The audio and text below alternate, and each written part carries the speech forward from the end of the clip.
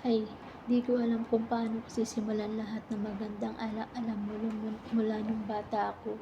Sabi nila, napakasaya mo daw nang isilang ako. Kasi ako yung unang babae na anak mo. Kaya nga siguro naging favorite mo ako eh. Naalala ko pa nung maliit ako, tuwing araw ng Sabado. Lagi mo akong ginigising kasi sasama mo ako sa pagsimba. Lagi mo akong kasama kahit sa pagbiyahe mo ng jeep. At pati na nga yata sa kalokohan mo noong araw na kasama mo ako.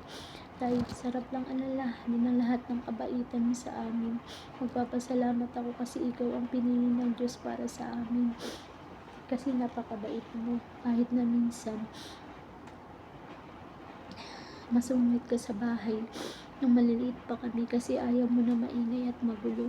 Naalala ko kapag nalalasing ka, ako yung laging tinatawag ni nanay para patulugin ka.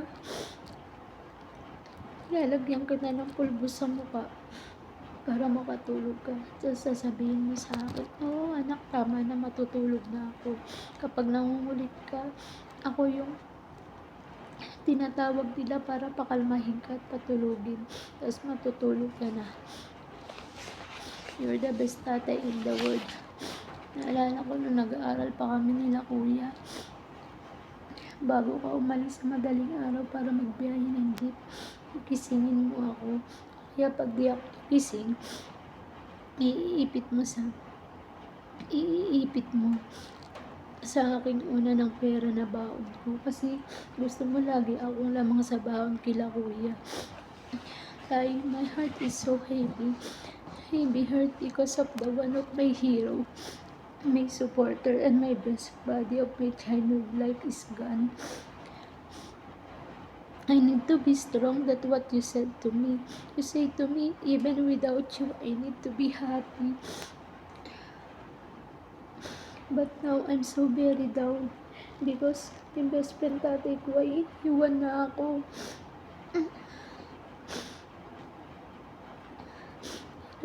Paano ko ngayon? Wala na akong magsasabi sa akin ng I love you. Ingat ka kasi kailangan kita kapag tatawag ako sa umaga.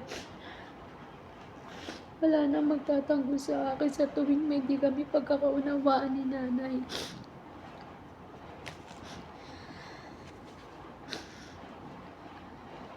Paano ko uuwi ng masaya kung wala na yung the best buddy ko since young? Ay, tulungan mo ako tanggapin lahat na nangyari. Kasi di lang naman kita tatay eh. Best friend kita. Minsan kaaway pero madalas kakampi kita sa lahat ng bagay. Sino na magsasabi sa akin ng I love you kapag tatawag ako? Sobrang down na down ako ngayon, tay. Lalo na hindi kita maihahatid sa part ng buhay mo. Last part ng buhay mo. Kasi nasa malayo ako. Sobrang sakit kasi ikaw. Sobrang sakit. Kasi ikaw lang din yung naging number 1 choice ko. Kaya ako nandito. Kasi para kung kailangan mo ako, may ibibigay ako at mabibigay ko ang gusto mo. Pero tay, hindi mo na ako naantay. Tuluyan ka nang bumitaw at kinuha ni God. No pain na tay. Always guide me. Also si nanay kasi alam ko kung masakit sa amin. Ano pa sa kanya na naging part na ng buhay niya. Tay, last day and last night muna. Tomorrow is a sad day from us. Di ko talaga alam kung paano makabangon sa kabila ng lahat na nangyari. Siguro ito na ang pinaka-struggle sa amin magkakapatid. Lahat kasi magbabago tayo dahil wala ka na. Lagi mong gabayan si nanay kasi alam ko hindi niya kaya na wala ka. Kahit anong kasalanan mo sa kanya, andyan pa rin siya para mahalin ka ng sobra. Paano siya babangon sa umaga na wala ka na? Paano siya kakain na wala siyang kasabay? At paano siya matutulog nang di ka niya katabi? Sino aantayin niya kapag paggabi na kasi nasanay na siya na uuwi ka pa rin? Ay, Lagi mong gabayan si nanay kasi wala ako na magko-comfort sa kanya. Alam ko malalampasan namin 'to tay, lalo na ako. Pipilitin pa rin maging malakas kasi yun yung gusto mo. Tay, hirap. Tulungan mo akong makabangon sa panaginip na hindi ka na muling babalik. Paano ako uuwi ng masaya kung wala ka na? Wala akong kakampi. Wala nang mag-aalmusal sa amin tuwing umaga kapag umuwi ako. Wala nang magsasabi sa akin sa umaga na mag-ingat ka anak kasi kailangan kita para humaba ang buhay ko.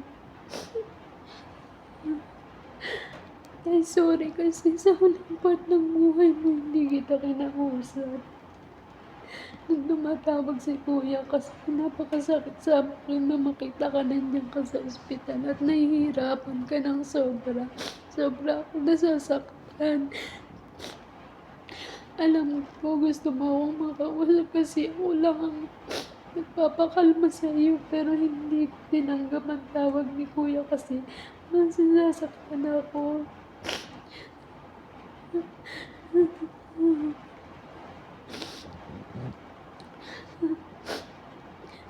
Paano ako uuwi na wala ka na? Wala na akong kakampi. Wala na akong masasabihan ng mga hinaing mo sa buhay. Wala na akong kakwentuhan tuwing pupunta ako sa bahay niyo.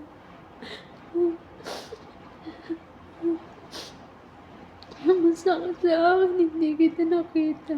Hindi kita masasabi sa huling hantungan. Kasi mas pinili ko hindi umuwi kasi sobrang sakit.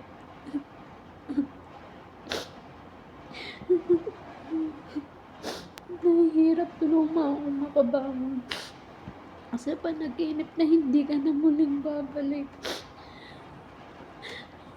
Maraming salamat sa pag-aalaga mo sa amin kahit nagkamali ka.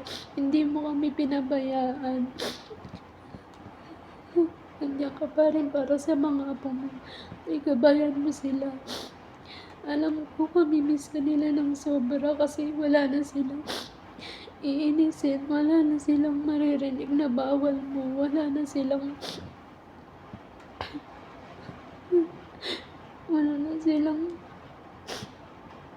masungit na tatay.